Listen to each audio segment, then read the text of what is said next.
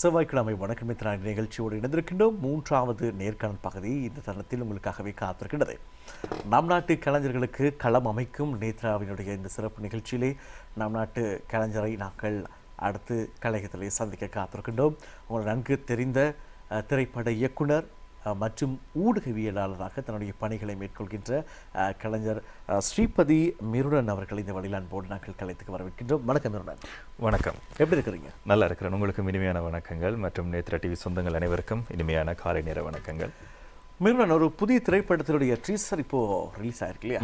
உங்களுடைய புதிய ஒரு முயற்சி 40 நாட்கள், சராசரியாக 40 நாட்கள் 2 பிரிவாக பிரித்து படமாக்கப்பட்ட ஒரு புதிய திரைப்படம் இப்பொழுது அண்மையில் வெளிவரவிருக்கிறது.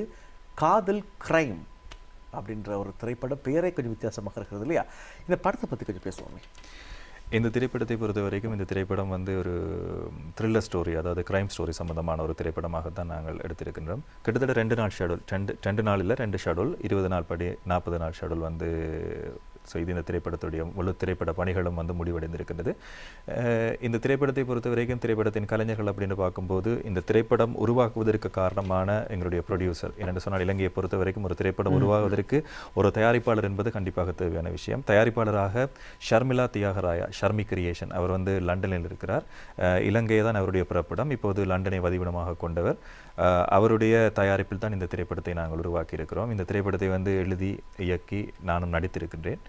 இந்த படத்துடைய கதாநாயகியாக ஆர்த்தி, தனு மற்றும் எங்களுடைய சகோதர மொழியில் மிகவும் பிரசித்தி பெற்ற சப்னா பாதுகா அவங்களும் தான் ஹீரோயினாக நடிச்சிருக்கிறாங்க. மற்றது நான் நடிச்சிருக்கிறேன். அதை தவிர நீங்கள் பார்த்தீங்கன்னு சொன்னால் இந்த திரைப்படத்தில் நடிகர்களாக ஷாஷா செரின், லெஸ்லி, சாந்தா, நியூட்டன், அப்படி சென்று நிறைய கணவருடைய பெயர் நாங்கள் இதில் சொல்ல முடியாது, நிறைய இலங்கை கலைஞர்கள், ஜெரால்ட் நோயல் அப்படி என்று சொல்லி இலங்கையில் பிரபலமான கலைஞர்கள் இந்த திரைப்படத்தில் நடித்திருக்கிறார்கள். இந்த திரைப்படத்துக்கு இசையமைத்திருக்கிறார் ஜேந்தன் விக்கி என்று சொல்லி இலங்கையுடைய இன்றைக்கு பல சினிமாக்கும் இசையமைத்து கொண்டிருக்கிற ஜேந்தன் விக்கி. இந்த திரைப்படத்தை ஒளிப்பதிவு செய்திருக்கிறார் அலெக்ஸ் கோபி. அவர் முன்னே என்னுடைய படைப்புகளிலும் அவர் வேலை செய்திருக்கிறார். அலெக்ஸ் கோபி அந்த திரைப்படத்துக்கு ஒளிப்பதிவு செய்திருக்கிறார். ஸ்ரீ துஷிகரன் இந்த படத்துக்கான எடிட்டிங், கலர் கிரேடிங் எல்லாமே அவர் தான் செய்கிறார். இந்த திரைப்படத்தோட ஃபைனல் சவுண்ட் மிக்ஸ் எல்லாமே பத்மயன் செய்கிறார். இதுதான் இந்த திரைப்படத்தோட பேசிக்கான ஒரு அறிமுகம். இந்த திரைப்படம் பற்றி இன்னும் தொடர்ச்சியாக நிறைய விஷயங்கள் பேசலாம். இந்த திரைப்படத்தோட ட்ரீசர் இப்போ ரெடியாக இருக்குது, வாங்க பார்க்கலாம். அன்றைக்கு தான் உங்களை பார்த்தேன். உங்களை எனக்கு பிடிச்சிருக்கு Mitra. I love you Mitra. எனக்கும் உங்களை பிடிக்கும்.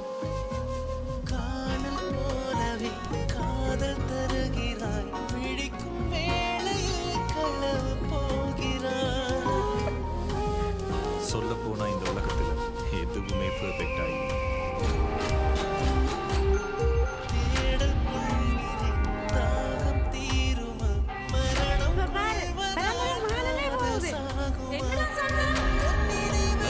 பெரிய தப்பு மித்ரா பார்த்தா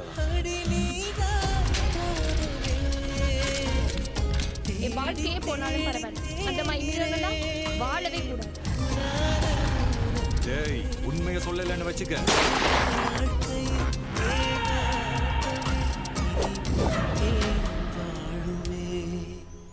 காதல் கிரைம் அப்படின்ற ஒரு அழகான ஒரு திரைப்படம். ட்ரீசரே ரொம்ப அருமையாக இருக்கிறது. ஒரு ஒரு ஒரு கிரைமான படம் அப்படின்னு நினைக்கிறேன். ஒரு கிரைம் சம்பந்தமான போலீஸ் விசாரணை சம்பந்தப்பட்ட ஒரு திரைப்படம். கிரைம் தான் முக்கியமான ஒரு விஷயம் இந்த படத்தில். இதனுடைய இயக்குநராகவும் நடிகராகவும் நீங்கள் இருக்கிறீங்க இல்லையா? சரி, இந்த கதையை எடுக்கிறதுக்கு என்ன விசேட காரணம் இருக்குதா? எனக்கு பொதுவாகவே சின்ன வயசுலேருந்து கிரைம் ஸ்டோரிகள், கிரைம் கதைகள்லாம் ரொம்ப பிடிக்கும். ஏற்கனவே நான் பிள்ளைத்தமிழ் என்று சொல்லி ஒரு குறும்படம் செய்திருக்கிறேன். அதுக்கு பிறகு சில பாடல்கள். ஒரு முழு திரைப்படம் என்று சொன்னால் இந்த திரைப்படம் தான் முதலாக நான் ஒரு முழுநில திரைப்படமாக இயக்கிறேன்.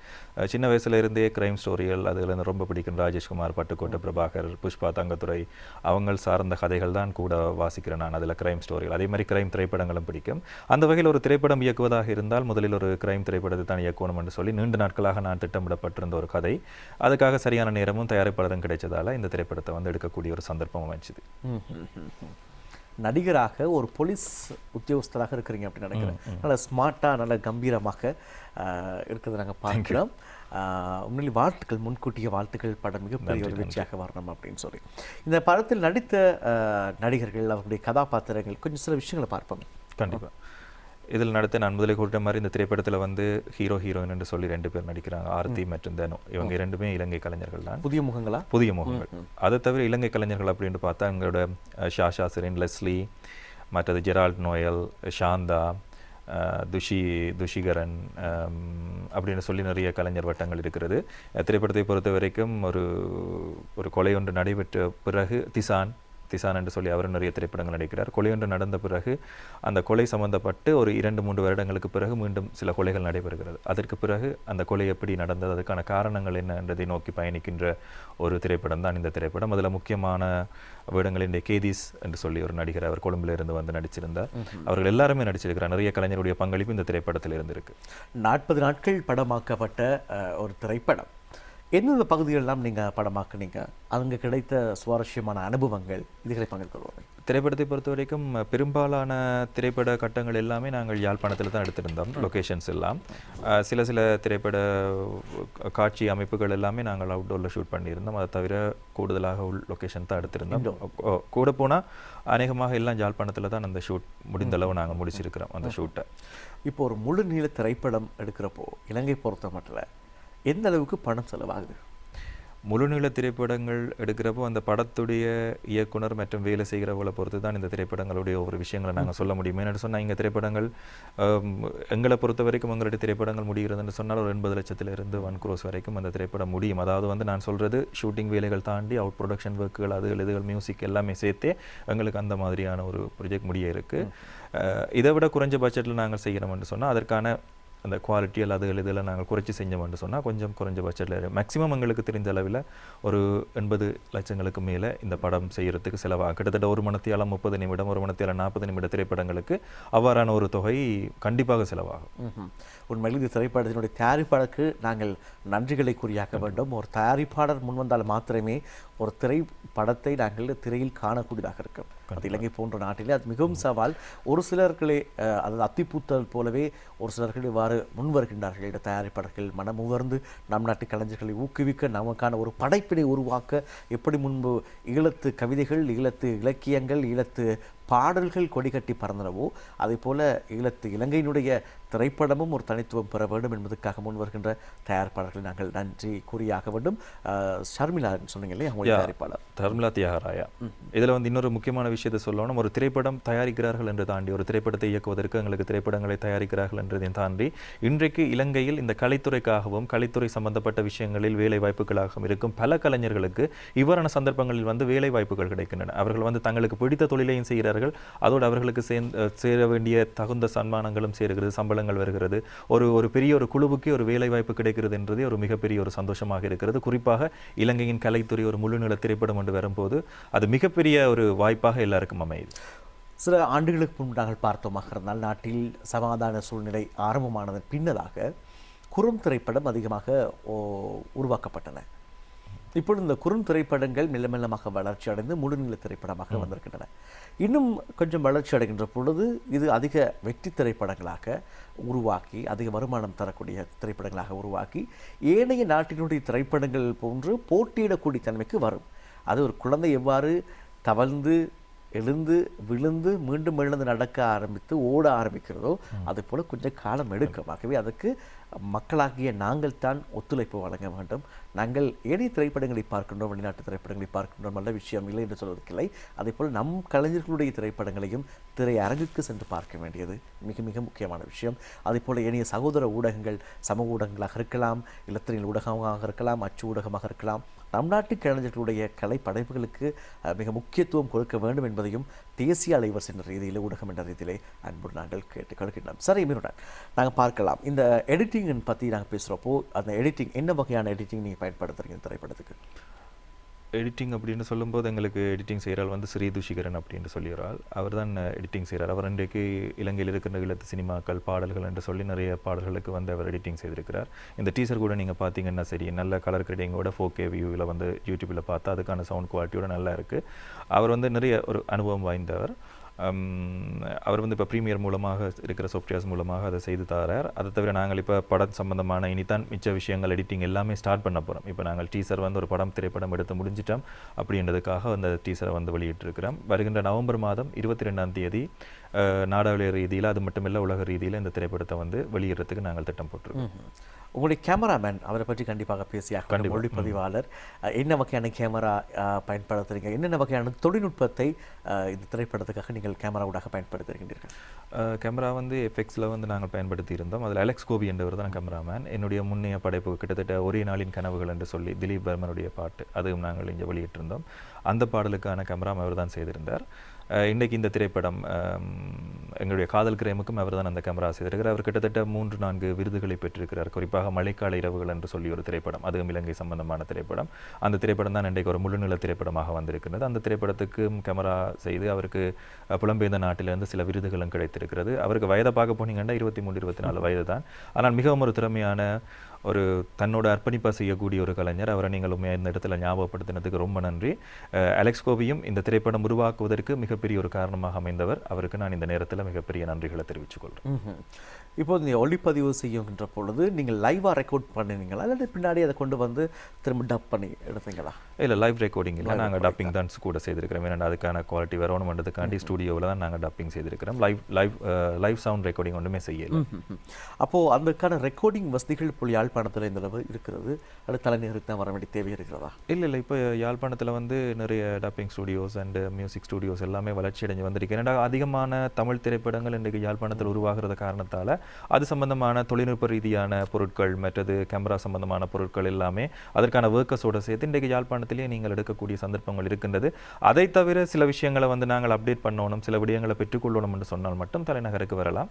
மற்றபடி அநேகமான நிறைய விடயங்களை நீங்கள் யாழ்ப்பாணத்திலேயே பெற்றுக்கொள்ளக்கூடிய வாய்ப்பு இருக்கிறது. கேள்வி கேட்டதுக்கு மிக முக்கியமான ஒரு காரணம் நிருடன், இந்த நிகழ்ச்சி பார்த்து கொண்டிருக்கின்ற வடபுலத்தில் இருக்கின்ற நம்முடைய இளைஞர்கள் அல்லது யுவதிகள் திரைப்படம் எடுக்கணும் அப்படின்னா அது பெரிய ஒரு தூரத்தில் இருக்கிற ஒரு இலக்காக பார்க்க தேவையில்லை. உங்களுடைய அருகிலே இப்பொழுது கலையகம் இருக்கிறது, அதுக்கான வசதிகள் இருக்கின்றதுனால கலைஞர்கள் இருக்கின்றார்கள் உங்கள் மண்ணிலே. அவர்களை பயன்படுத்தி சேர்ந்து இணைந்து உங்களுடைய இலக்கை நோக்கி பயணிக்க நீங்கள் முன்வர வேண்டும் என்பதற்காகவே இதை விடத்தை நாங்கள் நினைப்படுத்தினோம். சரி, இப்போது இந்த திரைப்படத்தினுடைய திரைக்கதை, அது சொந்தக்காரர் நீங்கள் இல்லையா? என்னென்ன விஷயத்தை அதில் கொஞ்சம் சுவாரஸ்யப்படுத்திருக்கிறீங்க? திரைக்கதை பற்றி கொஞ்சம் அது எப்படியா மெல்லமாக நகர்கிறது, எதை நோக்கி நகர்கிறது, சில விஷயங்களை மட்டும். அதில் வந்து முக்கியமாக இது கிரைம் ஸ்டோரி என்றபடியே சில விஷயங்களை முழுமையாக சொன்னால் அந்த கதையோட இது வந்துடும். கதையோட கரு அப்படின்னு சொன்னால், ஒரு குறிப்பிட்ட வருடங்களுக்கு முன்னுக்கு ஒரு நடைபெற்ற ஒரு கொலையை சம்பந்தமாக ஒரு 2 வருடங்களுக்கு பிறகு சில கொலைகள் நடைபெற்று கொண்டு வருகிறது. அதாவது பிரபலமாக இருக்கிற ஒரு சில நபர்கள் கொலை செய்யப்படுகிறார்கள். அந்த கொலைகளுக்கான காரணங்களை தேடி போகும்போது அது ஒரு 2 ஜேர்னர், அதாவது இப்போ நடக்கிற கதையும் 2 வருடங்களுக்கு சேர்க்கிற கதையும் சேர்ந்து தான் மாறி மாறி வரப்போகுது. அது எப்படி நடந்தது, எதற்காக நடந்தது, அதுக்கான காரணமான குற்றவாளிகள் யார், அதை என்ன மாதிரி அது வந்து 2மே இணையுது அப்படின்றது தான் அந்த படத்தோட கதை. அதை எப்படி கண்டுபிடிக்கிறாங்க, அது கடைசியில் இருக்கிற ட்விஸ்ட் என்ன அப்படின்னு சொல்கிறது தான் இந்த திரைக்கதையோடு இருக்கிறது. குறிப்பாக வந்து அதில் ஒரு நல்ல வசனம் கொண்டு வரும். என்னென்னு சொன்னால், பெண்களோடதும் குழந்தைகளோட உலகம் வந்து மிகவும் அழகானது, சரியான பாதுகாப்பு இல்லைன்னா அது மிகவும் ஆபத்தானது அப்படின்னு சொல்லுவோம். குறிப்பாக அது சம்பந்தப்பட்ட ஒரு பேசிக்கான விஷயம் தான் அந்த படம். சிறப்பான ஒரு வசனம். இப்போ 40 நாட்கள் ஷூட்டிங் அப்படின்றப்போ சிறப்பான பல அனுபவங்கள் இருக்கும். மறக்க முடியாத ஒரு சிச்சுவேஷன் இதுதான் அப்படின்னா எதை சொல்லுவீங்க? நிறைய இருக்குது. திரைப்படத்தை பொறுத்த வரைக்கும் கேட்டாக்கான விஷயங்கள் என்னென்னு சொன்னால், எங்களை பொறுத்த வரைக்கும் இலங்கையில் வந்து நீங்கள் சொன்ன மாதிரி திரைப்படம் என்கிறது ஒரு வளர்ந்து வருகின்ற துறையாக இருக்குது. அதுவும் யாழ்ப்பாணத்தை பொறுத்த வரைக்கும் வளர்ந்து வருகின்ற துறையாக இருக்கிறது. அதில் சில பல சிக்கல்கள், ஒரு திரைப்படத்தை எடுக்கும் போது வருகிற சில பிரச்சனைகள், அதுகள் எல்லாமே வரும். அதுகளெல்லாம் தாண்டி நாங்கள் திரைப்படங்களை செய்கிறதுக்கு எங்களுடைய குழுவினர் உண்மையாக ஒத்துழைச்சாங்க. என்னதான் பிரச்சனைகள் வந்தாலும் அந்த திரைப்படத்தை எடுத்து முடிக்கணும் அப்படின்னு சொல்லி அந்த குழுவினர் பண்ணின சப்போர்ட் வந்து என்றைக்குமே எனக்கு மறக்க முடியாத சப்போர்ட். இல்லைன்னா எங்கள் திரைப்படங்களை அந்த 40 நாட்களும் நாங்கள் கொண்டு சென்று ஒரு ஷூட்டிங்கை முடித்து ஒரு திரைப்படத்தை முழுவதுமே வெளியில் கொண்டு வரது மிகவும் கஷ்டம். அதுக்கு வந்து எங்களுடைய லைன் ப்ரொடியூசர் ஆகாஷ் தியாகலிங்கம், அவர் இன்றைக்கு நிறைய திரைப்படங்கள் இந்தியாவில் கூட ஒர்க் பண்ணியிருக்கிறார். அவருக்கும் நான் இந்த நேரத்தில் நன்றியை தெரிவித்துக் கொள்ளணும். என்னென்னா, அவர் கடைசி நேரங்களில் வந்து நிறைய விஷயங்களில் வந்து உதவியாக இருந்திருக்கிறார். அவர் மட்டும் இல்லை, அந்த திரைப்பட குழுவினர் எல்லாருமே. ஆகவே அந்த திரைப்படம் 40 நாள் எடுத்த நாட்கள் முழுவதுமே மிகவும் ஒரு சுவாரஸ்யமாகவும் நிறைய சவால்களை எதிர்கொண்டும் எடுத்ததால் இன்றைக்கு வரைக்கும் இந்த நாட்களுமே மறக்க முடியாத ஒரு நாளாக இருக்கும். வளர்ந்து வருகின்ற ஒரு புதிய துறையாக, கலைத்துறையாக நாங்கள் இந்த சினிமாவை பார்க்கின்றோம். இலங்கையை பொறுத்த மட்டிலே, ஈழத்து சினிமாவை பொறுத்த மட்டிலே நாங்கள் இவ்வாறு பார்க்கின்ற தருணத்தில் மற்றொரு விஷயமும் இருக்கிறது. மிருடன், கலைஞர்கள் மத்தியிலே இருக்க வேண்டிய ஒற்றுமை, கொஞ்சம் குறைவாக இருப்பதாக சில ஆய்வாளர்கள் சொல்லுகிறார்கள். இலங்கை பொறுத்தமட்டிலே தமிழகம் இருக்கலாம், சகோதர சிங்கள மொழியாகவும் இருக்கலாம். நாங்கள் எவ்வாறு ஒன்றுபட்டு வாழ்கிறோமோ அப்பொழுதுதான் உண்டு வாழ்வு என்பது போல ஒன்றாக சேர்ந்தால்தான் இது ஒரு வெற்றியை பெறக்கூடியதாக இருக்கும். ஆனால் கலைஞர்கள் மத்தியிலே, அது சினிமாவுக்கு மாத்திரமல்ல, பொதுவாக இந்த கலைஞர்கள் மத்தியிலே இருக்கின்ற சில கருத்து முரண்பாடுகள், வெவ்வேறு வகையான மனப்பாங்குகள், இவை கொஞ்சம் வெற்றியை கொஞ்சம் தாமதித்து போடுவதாக நான் பார்க்கின்றேன். இந்த கருத்தை பற்றி உங்களுடைய விஷயம் எப்படி இருக்கு? கண்டிப்பாக ஏற்கனவே நான் இதை நேத்ரா டிவிலேயே நான் சொல்லியிருக்கிறேன். என்னென்னா இப்போ தென்னிந்தியாவை பொறுத்த வரைக்கும் எங்களுக்கு தென்னிந்தியான்னு சொன்னால் தென்னிந்திய திரைப்படம் என்ற ஒரு குறிக்கோளுக்குள்ள நம்ம தமிழ் திரைப்படங்கள் என்று தான் அடங்கும். இலங்கையை பொறுத்த வரைக்கும் ஒரு பிரச்சனை இருக்கிறது கலைஞர்களுக்கு இடையே. என்ன அப்படின்னு சொல்லி பார்த்தோம் என்று சொன்னால், ஒவ்வொரு பிரதேசவாதங்களுக்கான பிரிவு. இப்போது கொழும்பு கலைஞர்கள் என்றால் கொழும்பு கலைஞர்கள், யாழ்ப்பாண கலைஞர்கள்னா யாழ்ப்பாண கலைஞர்கள், வவுனியாண்டா வவுனியா அப்படின்னு சொல்லி ஒரு பிரிவினைகளை தங்களுக்குள் ஏற்படுத்தி கொண்டிருக்கின்றார்கள். குறிப்பாக இந்த அதாவது நாங்கள் வளர்ந்து வருகின்ற ஒரு விஷயத்திலே அடம்பன் திரண்டால் முடுக்கு அப்படின்னு சொல்லி எல்லார் கலைஞர்களும் இணைந்து வேலை செய்தால் தான் ஒரு மிகப்பெரிய ஒரு படைப்பை அல்லது எங்களுக்கான ஒரு அடையாளங்களை, எங்களுக்கான ஒரு மிகப்பெரிய ஒரு வெளியீடுகளை நாங்கள் உலக நாடுகளுக்கு கொண்டு செல்ல வேண்டும் என்று சொன்னால், இலங்கையில் இருக்கின்ற ஒட்டுமொத்த தமிழ் கலைஞர்களும் ஒன்றிணைந்து செயல்பட்டால் மட்டுமே அது மிகவும் ஒரு ஈஸியாக வரக்கூடிய சந்தர்ப்பம். நாங்கள் ஒரு துறை ஒரு படைப்பு வருகிறது, அந்த படைப்பை பற்றியான குறைகளை மட்டுமே சொல்லிக் கொண்டிருக்காமல், அந்த கலைஞர்கள் இப்போ யாழ்ப்பாணத்தில் ஒரு படம் செய்கிறார்கள் என்றால் கொழும்பு கலைஞர்கள் மிக ஆதரவாக இருப்பாங்க. கொழும்பில் ஒரு கலைஞர்கள் திரைப்படம் செய்கிறார்கள் என்றால் அவர்களுக்கு நாங்கள் ஆதரவாக இருக்கணும்.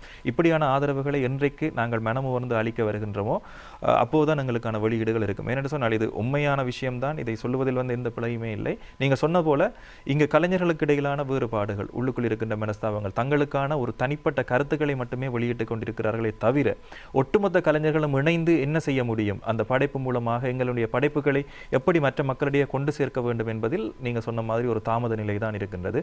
அந்த தாமத நிலைகள் சரியாக செயல்படுத்தும் போது ஒரு நல்ல ஒரு விடுவு காலம் எங்களுடைய இலங்கை கலைத்துறைக்கு கண்டிப்பாக வரும் என்பது என்னுடைய கருத்து. கடந்த வருடம் ஒரு திரைப்பட ஒரு விழாவாக ஒரு முக்கியமான ஒரு நிகழ்வு இடம்பெற்றது யாழ்ப்பாணத்திலே. அதனுடைய பெயர் எனக்கு மறந்துவிட்டது. இருந்தாலும் இந்த திரைப்படங்களை திரையிடுவதற்கான ஒரு வாய்ப்பினை ஏற்படுத்தியிருந்தார்கள். அங்கு நண்பன் சிவனேசனுடைய இயக்கத்தில் வெளிவந்த புஷ்ப 27 திரைப்படம் திரையிடப்பட்டது. அதன் பொழுது திரைப்படத்தை பற்றிய ஒரு சிறந்த ஒரு நல்ல ஒரு வாழ்த்துக்களையும் சிறந்த ஆரோக்கியமான விமர்சனத்தையும் பேராசிரியர் ரகுராம் அவர்கள் வழங்கியிருந்தார்கள். ஆனால் அவற்றிலும் ஒரு சிலர் எங்கு குறை கண்டுபிடிக்கலாம் என்பதாக அவர்களுடைய கருத்து அல்லது அவர்களுடைய தேடல் அமைந்ததாய் நான் பார்த்திருந்தேன். இன்னும் நம்மவர்கள் மத்தியிலே ஒரு சிறுவன் அல்லது ஒரு தனிநபர் எடுக்கின்ற ஒரு முயற்சி, ஒரு இளைஞன் எடுக்கின்ற முயற்சிக்கு கைத்தட்டி பாராட்டு தெரிவிக்க வேண்டியவர்களே எப்போது கல் அடித்து அவர்களை தட்டி விடலாம் என்று பார்க்கின்ற சமூகத்தை நாங்கள் பார்க்கின்றோம்.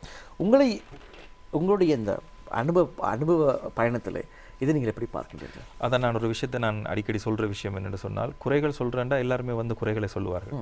அந்த குறைகளை திருத்துவதற்கான வழிகளை சொல்லுங்கண்டா யாருமே சுத்தவர் இருக்க மாட்டாங்க, நீங்கள் பார்த்துருப்பீங்க. ஆனால் குறைகள் சொல்கிறதுக்கு 1000 பேர் வருவார்கள். சரி, அந்த குறையை எப்படி திருத்தலாம் என்று சொல்லி ஒரு ஐடியா கேட்டிங்கன்னா அந்த ஐடியா சொல்கிறதுக்கான திறனும் அந்த ஒரு திறமையும் அவர்களுக்கு இல்லை. உடனே நைஸாக அந்த இடத்துல போயிடுவாங்க.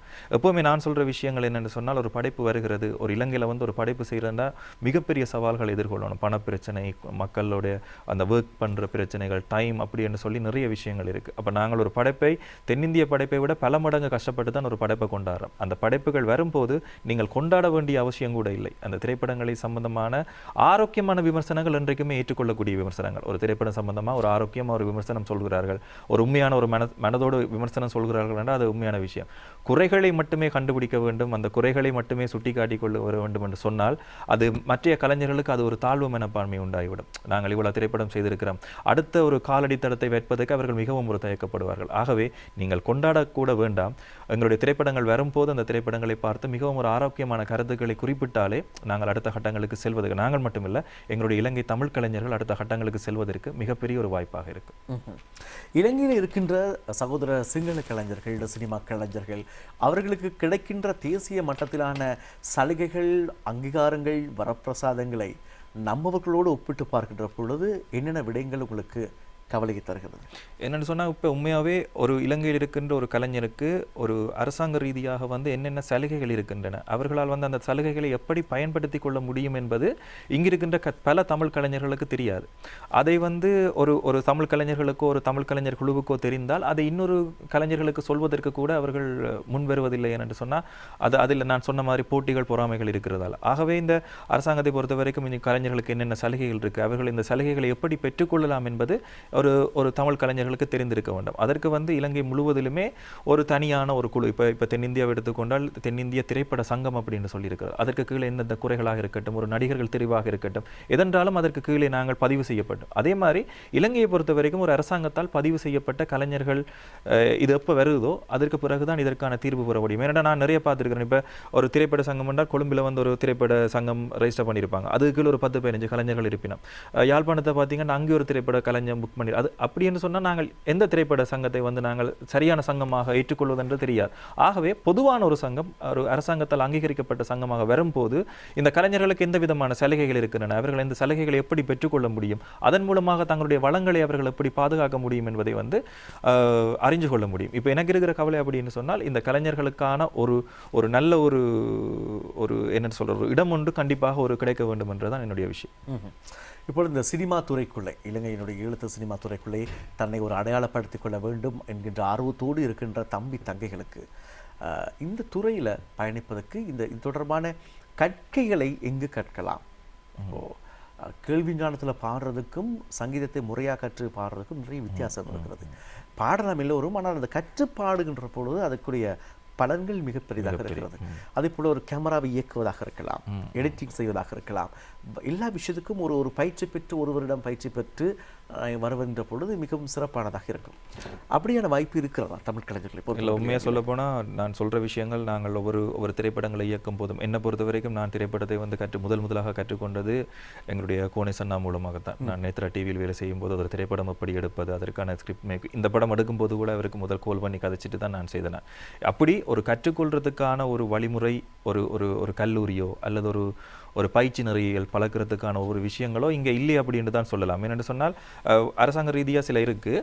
அதை தவிர நாங்கள் இப்போ இந்தியாவில் இருக்கிற மாதிரி விஷ்ணம் சம்மந்தப்பட்ட விஷயங்கள், தொழில்நுட்பம் சம்மந்தப்பட்ட விஷயங்கள், நீங்கள் சொன்ன மாதிரி கேமரா சம்மந்தப்பட்ட தொழில்நுட்பங்களை கற்றுக்கொள்றதுக்கான அனுபவம் வாய்ந்த ஆசிரியர்கள் ஒரு குறிப்பிட்ட ஒரு விஷயம் இங்கே சிலங்கால இல்லை அப்படின்னு தான் சொல்லுவேன். இன்றைக்கு பல கலைஞர்கள் என்ன செய்கிறாங்கன்னு சொன்னால் கொஞ்சம் காசு இருக்கிறார்கள், தங்களுக்கான ஒரு கண்டெக்ஸ் இருக்கிறார்கள், என்ன செய்யணும் என்று சொன்னால் சென்னை போய் அங்கே போய் சில விஷயங்களை வந்து கற்றுக்கொண்டு இங்கே வந்து பழகுறாங்க. அப்படி நிறைய பேரை நான் பார்த்துருக்கிறேன். அது வந்து ஒரு காசு இருக்கக்கூடிய ஆக்கள், தங்களை வந்து தாங்களே பார்த்துக்கொள்ளக்கூடிய ஆக்கள் அதை செய்கிறாங்க. ஆனால் இலங்கையில் இருக்கிற மற்ற கலைஞர்களுக்கு இது சரியான ஒரு வாய்ப்பாக அமையாது. ஆகவே வருவதே சவாலாக இருக்கும்போது அப்படி சென்னை போய் ஆகவே வந்து இங்கே ஒரு நல்ல ஒரு பயிற்சி சம்பந்தப்பட்ட விஷயங்கள் இருந்தால் கண்டிப்பாக அது மிகப்பெரிய ஒரு அப்டேட்டாக இருக்கும்ன்றதான் நான் யோசிக்கிறேன். யார் அது செய்ய வேணும்?